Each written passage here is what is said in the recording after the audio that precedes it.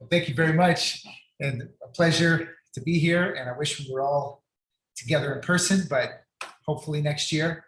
Just to say, this talk is really more than anything an advertisement to try to get you interested in our imandra system that we built, and just to sort of give you a high-level picture of it, what it's used for, why we designed it the way we did, and teach you a bit, of how you could get started, and hopefully motivate you to experiment with it. So a few years ago, in one of these SC Squared meetings, I gave a talk on applications of imandra in finance. So that's our biggest application area, is to financial algorithms. So today, I'm really not going to talk much about that. I'm just going to talk about the system, at large, as an automated reasoning system for mostly, or at least for many ways, reasoning about programs. But as you'll see, that's a very, very generic kind of thing, or very general. And also there are many connections with the computer algebra side of our community, and the logic side, and sort of marrying them in various ways. Okay, so everything I present is joint work with our incredible team. So we've been just unbelievably lucky for the past 6+ years to have amazing people building this with us. And we have an IJCAR paper from a few years ago, maybe 2 years ago, actually maybe even last year, but on imandra, a systems paper, basically, with everybody as a co-author. So if you want to look any of these people up. But yeah, very much joint work.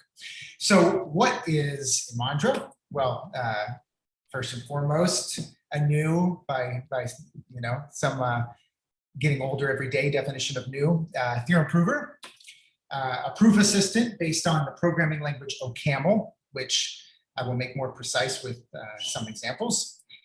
And as the buzzworthy, industrial world likes to say, a new cloud native automated reasoning system. So the key point there really is this being cloud native. And for those who deal with sort of modern SaaS software, that just means imandra is really designed to scale in the cloud with the ability to scale up resources for larger problems and larger jobs as they're needed. And that plays a lot into how we design the system to be flexible, to allow plugins to be able to be packaged and run in different cloud environments and spawn off workers and so on. So it's something that you can take advantage of. But certainly as you're getting to know the system, all that may mean to you is that it's available in the cloud. You don't have to install it, but you can. You can install a thin client that does all the heavy reasoning in the cloud, or you can install the whole thing on your own machine. It's very flexible. Okay, so what is imandra at a high level? Well, as I mentioned, it's based on the programming language OCaml, which is a functional programming language widely used in finance, for example. But one of the sort of venerable functional programming languages like Haskell or Lisp. But OCaml is statically typed. It descends from the ML system, for which there's also standard ML, which is just in some ways a different dialect with a different but overlapping community. And OCaml in the automated reasoning world, it is classically the host language of the COC, theorem prover and proof assistant, and also there's alter ergo. There are many other theorem provers that have been written in OCaml, many program analysis tools. It's kind of a classical, popular environment for programming languages research development. So OCaml plus automated reasoning.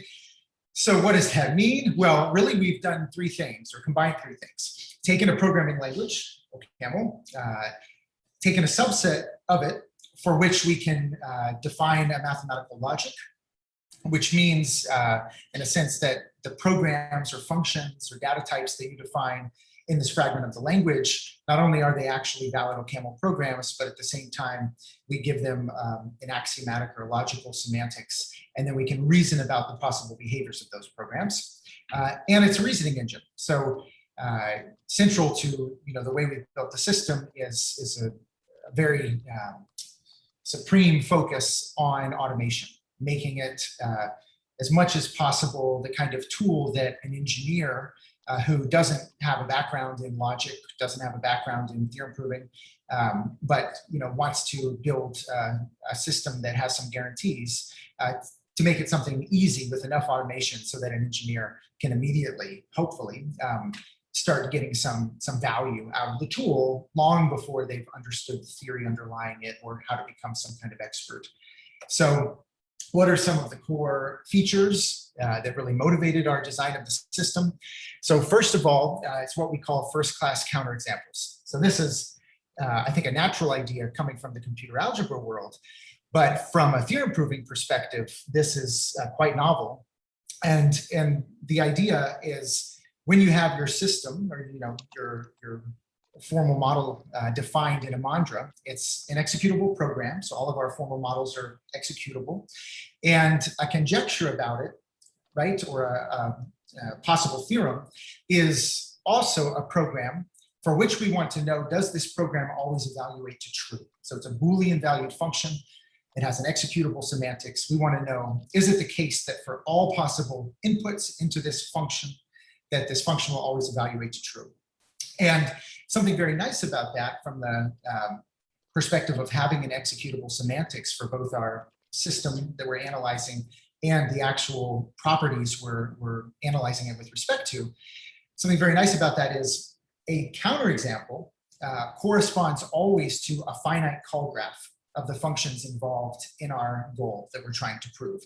So effectively, anytime there is a counterexample to a property, there will exist some finite call graph whose execution ends in false.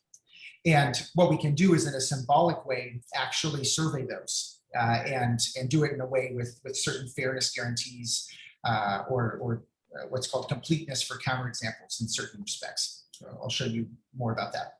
But from a practical standpoint, what it means is you have conjectures about your program. Your program may be very complex, same with your conjectures. What we want to do always is either, as much as we can, give you a proof that this property is guaranteed to hold, or automatically construct a counterexample. And if we do construct such a counterexample, we want it to be first class in the sense that it gets synthesized in the same language and the same runtime environment as the system you're analyzing. And then it's just a concrete input into your system. You can go directly and start investigating your system with respect to the counterexample and have very rapid triage and investigative abilities to understand what's going wrong. So the next big feature is automated induction. This motivates in some ways some of the differences between imandra and, let's say, SMT solvers. So in some sense, what we've done or tried to do is to take the automation we have in SMT solving, where you have a collection of decision procedures that are combined to solve problems, and effectively lift that to a higher order typed setting with recursive functions. So classically, SMT works with first order logic. Classically, SMT works with non-recursive functions, although there are extensions now to SMT-lib to start doing things with recursion, like define fun rec. But classically, things like induction or even the definition of recursive functions have been outside really the SMT world. And of course, as soon as you start to build complex programs that you want to analyze, you have recursion or analogously loops, very often all over the place, and you need to be able to handle that. And so in imandra, our logic is higher order with a polymorphic type system that we inherit from OCaml, so-called Hindley-Milner style type system. And we have recursive functions. And what that's built on for us is, at the core of imandra, a formalization of ordinals up to epsilon 0, which I'll show you. And this is used as the basis for really two things. Number one, our definitional principle. So if you define functions, recursive functions in imandra, we always want to know that the admittance of this recursive function into our logic does not render the logic inconsistent. And the way we do that is with our definitional principle, which is a discipline of conservative extensions, which basically, if you introduce a recursive function, you have to convince imandra, using our formalization of ordinals, that it does terminate. And you have the full arsenal of ordinal valued functions at your disposal to do this. But in general, we need a termination measure that's ordinal valued. And that then guarantees by a classical theorem of mathematical logic that effectively, if our original theory that we're working in was consistent, then this extension by adding this new definition and the axioms associated with it is also consistent. So we maintain relative consistency.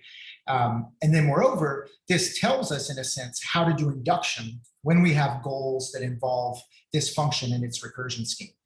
So what we've done there is we've taken classical ideas for automated induction that go back to Boyer and Moore that were embodied in their QThumb and ACL2 systems, again, for a first order logic, in their case, untyped. And we've lifted those ideas to our setting of being a typed higher order logic. Okay, so I think there's a lot more that I could tell you about there, but I'll just, by virtue of having 13 minutes left, I'll dive into some examples. But before I do that, I just want to tell you, if you're interested in the system, how you can experiment with it and potentially install your own tools in imandra as plugins. So that's something we're very interested in supporting, is having imandra in the cloud, which is widely used now in many industries, especially finance. Having imandra in the cloud actually as a vehicle for which different decision procedures and tools that members of the SE squared or Satisfiability, S&T, ITP communities, et cetera, can actually connect their tools to imandra. We have a mechanism for doing this, and that can be done in many different ways depending on what level of trust effectively you want to attach to it. And yeah, so basically you can reach a lot of users potentially that way, which might be interesting. But basically, if you go to imandra.ai, you can go to docs. So if I just start at the top here, if you go to imandra.ai, you can go to, first of all, docs. Sorry, oh my goodness. How good is that? Docs on imandra core. And this has an installation bit. So this is how if you want to install imandra locally. But another thing that you can do is you can go to try.imandra.ai and you can use imandra in the cloud. And this effectively is an interface for imandra that's built on Jupyter notebooks. And this is something you can do without at all needing to install imandra. So, okay, just to show you. So you can go try.imandra.ai and then launch that. But what I want to show you very quickly is doing this just in the terminal. If you've installed imandra, just show you a few examples of what the system is like.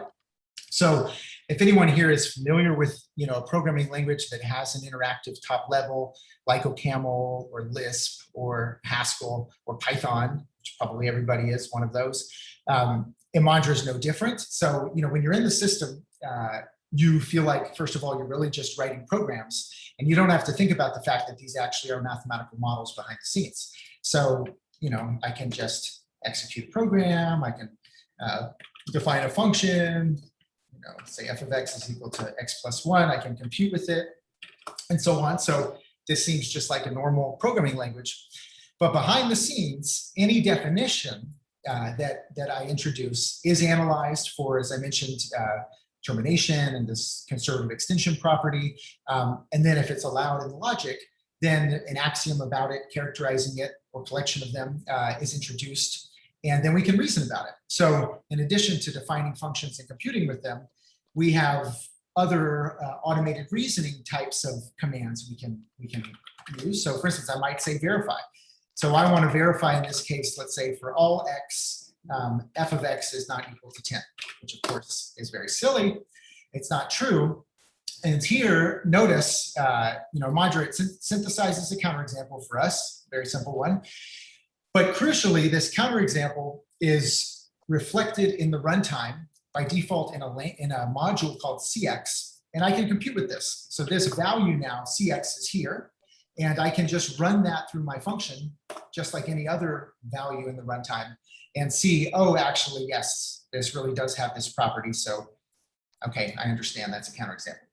So that's very simple. That didn't involve recursion, but these things can, you have the full gamut of the language at your disposal here. So for instance, I might try to verify something like, for all x, list.map of, actually, how about, let's make a higher order goal. For all functions f and lists x, list.map of x is not equal to 1, 2, 3. So again, a very silly goal, but it has a few properties just that from a logical perspective are quite interesting. One is this goal is actually polymorphic. So a map function, what this does, this takes this function f and a list, and it produces a new list obtained by mapping f over each of the elements of the list pointwise. So if this f had been +1, for example, and I mapped it over 1, 2, 3, I would get 2, 3, 4 as the result. But notice I didn't say anything about f other than that it's effectively its type needs to match, in this case, the type of x needs to correspond in a certain way. And that is in this type system expressed through the use of polymorphic type variables. And so effectively we see here, when we synthesized a counterexample, not only did we synthesize a function, which is here, but we also synthesized a type.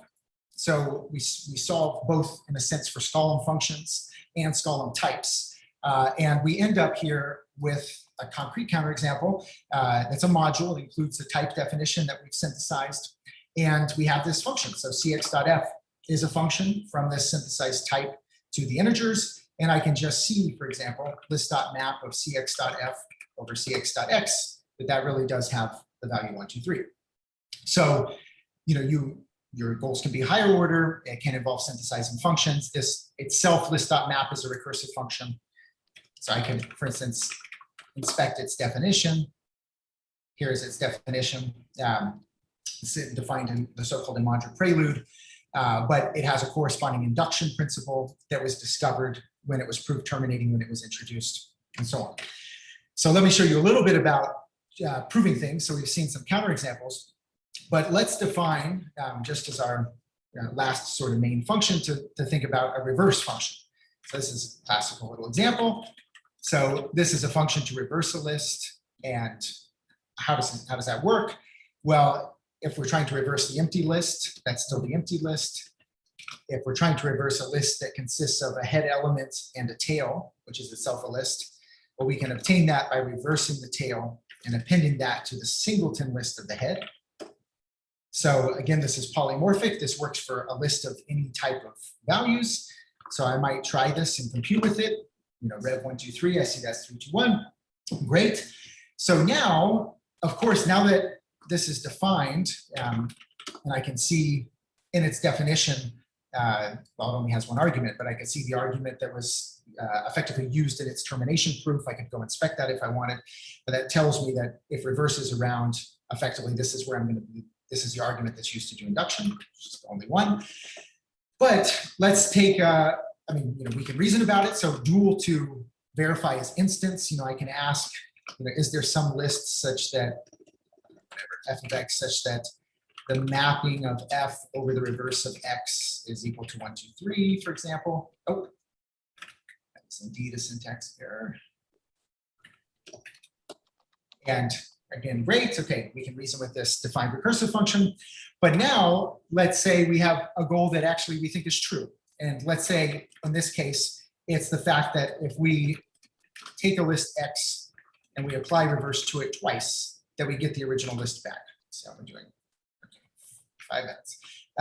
So by default in imandra, and this gets back to what I was saying about making this easy for engineers, by default in imandra, we have this workflow that we've just developed over time, where by default, we want to verify things, especially if you involve recursion, we want to verify things up to a bound. And that's configurable, so-called bounded model checking, which is a natural thing with recursion. And typically systems, as you go through iterations of refinement of them, will have many, many, many bugs that are found through these bounded counterexample searches. And these are with the precise semantics of what these bounds mean It's actually over, well, anyways, yeah, I can tell you more if you want to know. That's what we do by default. And you find many counterexamples usually in a real system. And finally, you iron those out and reach a point that you have no counterexamples that you're finding within a sizable bound. And it's only then that we say, okay, let's take the leap to try to really prove this property by induction, because there's no point in trying to prove it by induction, of course, if there are counterexamples that we can find. So here is a property that, you know, just imagine I conjectured this and thought, okay, let me see if there are counterexamples. And we see up to our default bound of 100 recursive unrolling steps, there are no counterexamples. And that's a real theorem. I mean, we can actually turn this bounded result into a precisely stated theorem in the logic, which can be very useful from an engineering perspective. But now that I see there are no counterexamples, I'm going to ask imandra, okay, you know, up to that bound, I'm going to ask imandra, now let's try to prove this by induction, because this seems like something that is, you know, very likely true. And that's where I want to show you just, you know, what we do at a high level for automated induction. And if you want to see effectively docs about how that works, if you go to imandra core verification induction, this documents our so-called inductive waterfall, which I'm going to kind of walk you through in a concrete way. And this again is a lifting of many of these Boyer-Moore ideas. But that's, you know, there's a lot that could be said there. But basically what happens, so we have our high level goal that we think is true. We're going to try to prove it. The best way to prove it is to prove it by simplification. If we have definitions or other rewrite rules around, for example, that allow us to reduce the goal to true, that's the best. So we always try to do that first. But if we can't, we want to get a goal that's stable under simplification. There's no way to simplify it anymore that we know of. And then we want to try to prepare it for induction. And at first here, there's nothing else we can do to prepare it. It's in a very clean form, and we realize that. But I'll show you momentarily what these steps are if we're trying to prepare something for induction and we actually can do something. So we realize we have to try induction. Well, this is a pretty simple case where we only have one recursive function involved and there's only one variable. So we're going to do induction on X, but we're going to do it using an induction scheme that is derived from the way reverse terminates. It's actually derived from the ordinal valued measure that is used to prove that reverse terminates. So that gives us this induction scheme, which effectively corresponds to a form of list induction, structural induction. And now effectively we instantiate the induction scheme. We have a base case, which we reduce to true by simplification. Now we end up with this inductive step where the list is not empty, and we have an inductive hypothesis about this property being true for the tail of the list. This is a fun goal, by the way, to try to prove by hand, because intuitively it's true. Reverse a list twice, you're going to get the same thing back. But you know, it's non-trivial why it's true. So we continue. Now, one of the first things we do to prepare a goal for induction is the so-called elimination of destructors. And the idea here is, you know, very often, just like with mathematical induction over the natural numbers, very often it's much easier to reason about something that's progressing forward with addition rather than something that has subtraction or truncated subtraction. So effectively, because we know the list is non-empty, we can remove these instances of this destructor, this tail function, by replacing the list actually with the cons, or the creation of a new list that has an explicit symbolic head and tail. That allows us to get rid of these so-called destructor terms, which is typically nicer for induction. And then we do something called cross-fertilization, which basically is a recognition of the fact that very often for proving an equality by induction, very often we need to use an instance of that equality that actually goes against a term ordering. And then we want to throw a hypothesis away that told us the equality that we're using, because we want to have something that's more general to ultimately push induction through. So that's what happens here. And then finally, we do generalization. And effectively what we realize is in this sub-goal, reverse of X2 appears in multiple places. That would give us actually something that for induction is too specific. and we want to generalize this, do proper generalization to get, hopefully a goal that has a very strong inductive hypothesis. And ultimately that leads us to this, which then gives us something that we prove by a subsequent induction. So this is that if you take this variable gen1 and append it to a singleton list, then you get effectively, and reverse all of that, then you get a list, a value x1 cons to the reverse of gen1. We prove that by a sub-induction and so on. So we see here, this was a proof that really took 2 inductions. And that's fine, but one of the things we've learned over time is it's much better to prove something by a single induction if possible, and actually use the fact that there was this separate induction needed to tell us a lemma that would be very useful. So we can tell imandra effectively to do this by saying max induct. Let's see. Oh, guys, sorry, did I lose you? Did I lose my connection? Go back. Hello, hello. Yep, hi, it's working. Oh, okay, sorry. I'm going to go back to this. So now if I say, if I say max induct 1, I'm telling imandra can only do a single induction. And if I ask it to do that, then you'll see we end up with this case as a sub-goal, and this is what we call a checkpoint. And the idea there is that this suggests a lemma. And if I go to prove that, so that lemma is about the relationship between append and reverse. So let's say reverse append xy, and that is if I reverse x append y, that's the same as effectively reversing y and appending that to the reverse of x.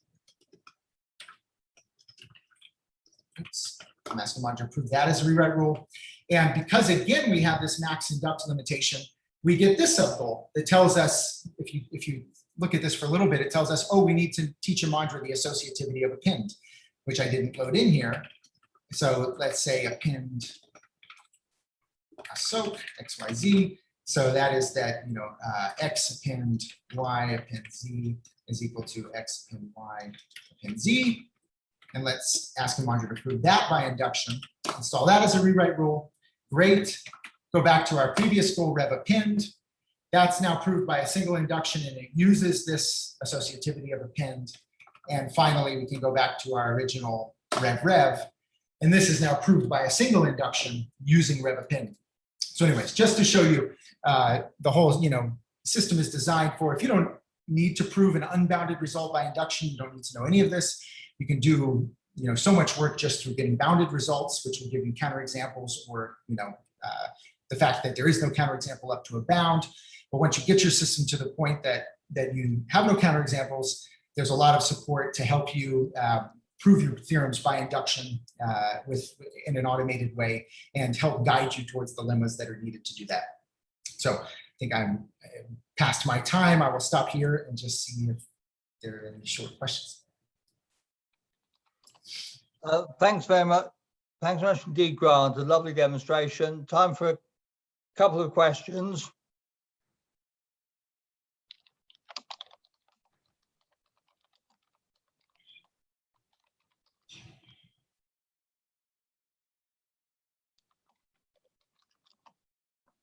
Martin.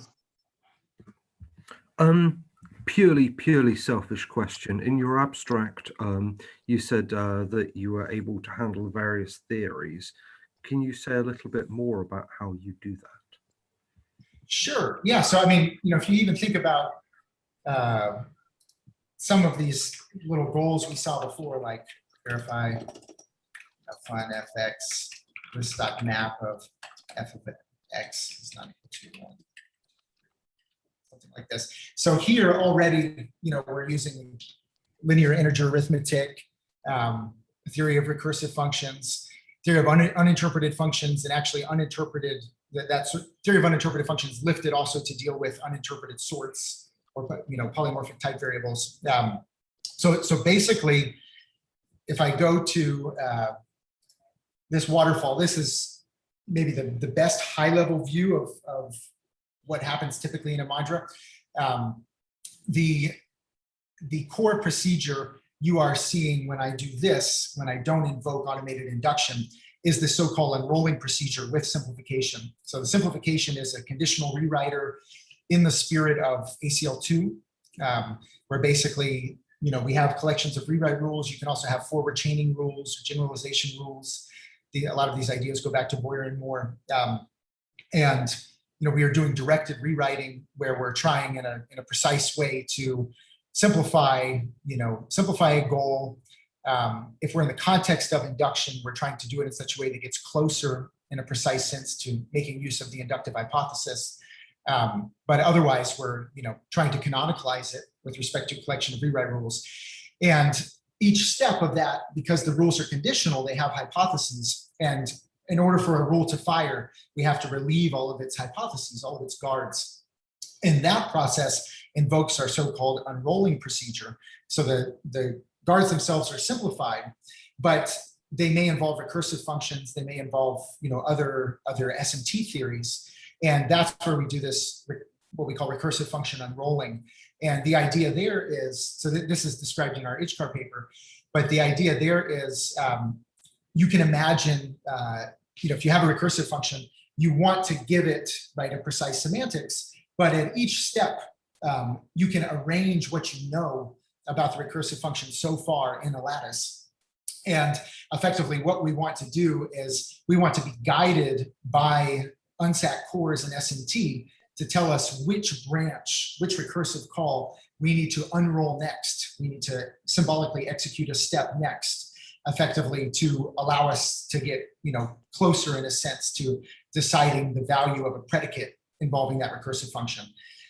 So for us, that involves really, in a sense, full SMT at each step where we just have ground instances of the recursive functions. And if we get a counterexample at any step, we know that's real. But if we get a proof of unsatisfiability, it may be because actually just within our current bound of unrolling, there is no counterexample, but we need to unroll further. And so that's when we mine the unsack core of all of these paths that are blocked. And then that tells us, okay, here is a recursive function whose definition we need to further expand. And then these really work in concert because that's used to relieve the hypotheses ultimately on the rewrite rules that are used in simplification. So I don't know if that was what you were asking, but 95% of it, yes. Again, in a purely selfish way, I'm just curious, do you have your own theory solvers or do you use SMT solvers? If so, which ones? We have both. We have both. So imandra has a rich plugin mechanism. So that's something that I would love to support anybody here who would possibly be interested in integrating their tools in imandra. For instance, one of our tools called Blast, which is a symbolic model checker. I mean, that is an external tool. There's just a precise API for interacting with imandra, and you can provide proof objects or not. And if you don't, then all the results that use you are tagged in a certain way.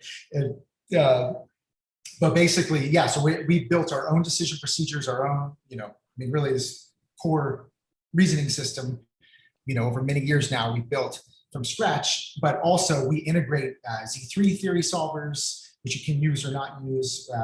We have external tools. We integrate Ministat. So really, it's a great playground, I think, where many tools are integrated and it's quite easy. At least we hope.